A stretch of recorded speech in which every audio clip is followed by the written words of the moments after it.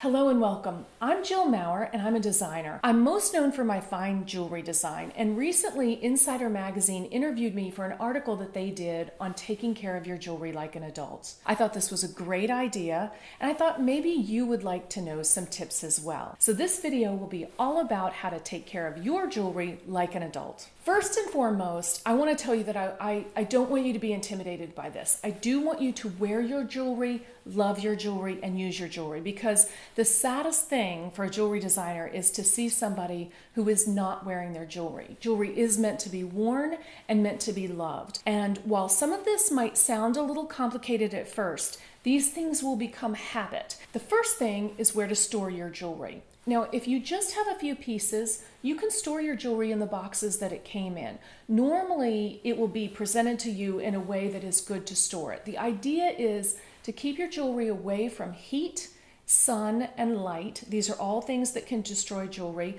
and also to keep your jewelry from being scratched. So you want your jewelry in separate compartments or secured in a way that they're not banging together. The worst thing you can do is throw it all in a box or a bin and have it banging together. That can damage jewelry. Cleaning. Generally speaking, the best way to clean your jewelry is to get a mild liquid soap, a mild dishwashing soap, not a detergent. Put it in water, create a sudsy little bath in a bowl, set your jewelry in there, let it sit for just a little bit, and then brush it with something soft like a makeup brush or a baby toothbrush, and then to rinse it. So empty that out and then rinse it well. Before you do this, put a washcloth at the bottom of the sink. This way you won't lose your piece of jewelry down the drain, and if you do drop the jewelry into the sink, it's not going to hit a hard sink. It'll hit a soft washcloth. Those blue solvents that you often get at a big box store,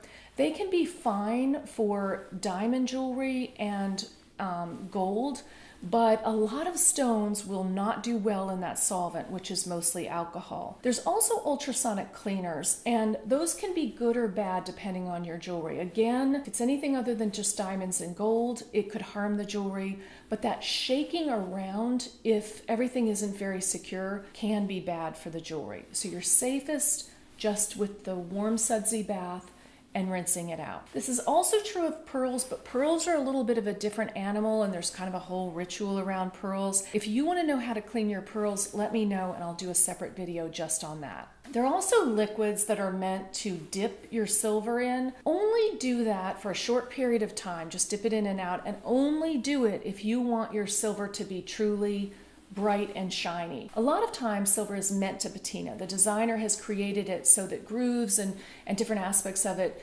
patina, get a little bit darker, which makes the whole piece richer. So be aware that you may not want to dip your jewelry. When it comes to cleaning, there can be some pretty specific things that you should know about a specific piece. So it's good to know what you have. If you inherited the piece of jewelry or were gifted it, take it to a jeweler and ask them what you have, and then you can look up how that piece of jewelry should be cleaned and cared for. Number 3, jewelry should be the last thing you put on and the first thing you take off. There are a number of reasons for this. First of all, different solvents, different things that you wear, things like perfume and hairspray, can ruin jewelry, can harm jewelry. It can make it dirty, or it can actually even harm some stones. Even soaps and lotions can get it dirty and may harm some stones. The other thing is, if you take your clothes off before taking off your jewelry, you may rip a chain, yank a chain, pull an earring out.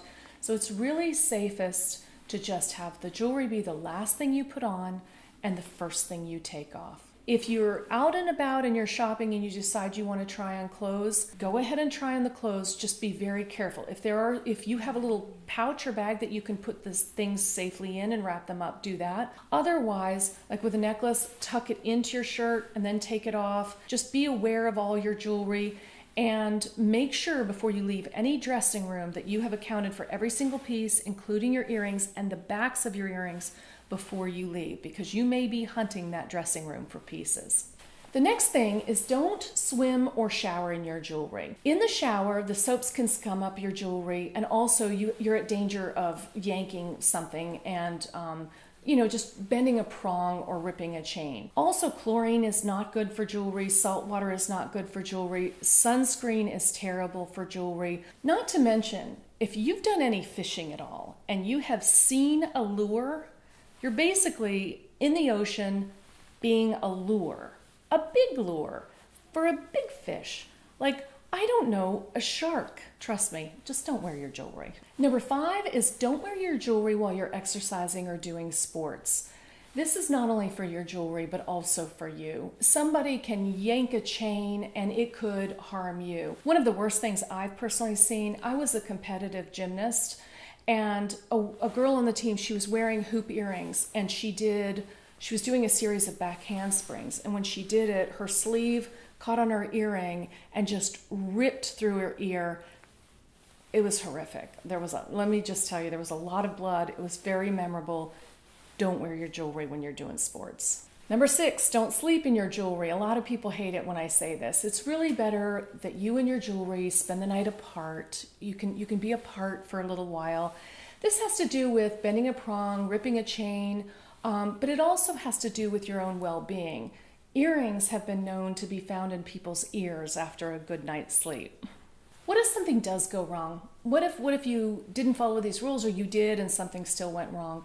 One of the good things about fine jewelry is it can usually be fixed. Prongs that are bent can be fixed. Chains that are broken can be fixed. If you ding or dent or even really bend your jewelry, it can often be fixed. That's the good news. If you lose a stone or scratch a stone, that's a little harder to do. The stone can be replaced. And depending on the piece, you may have to have the stone cut just specifically for that piece, so that can get expensive. A good practice is to take your jewelry into a reputable jeweler about once every 6 months or so, especially the pieces that you wear often, and they will clean them, they will inspect them, and they'll let you know if anything needs to be done to them. Again, I know this was a lot. Generally speaking, have a good place to store your jewelry, know how to gently clean it, take it off before you go to bed at night, have it be the last thing you put on when you get dressed, and wear it. Wear it and enjoy it.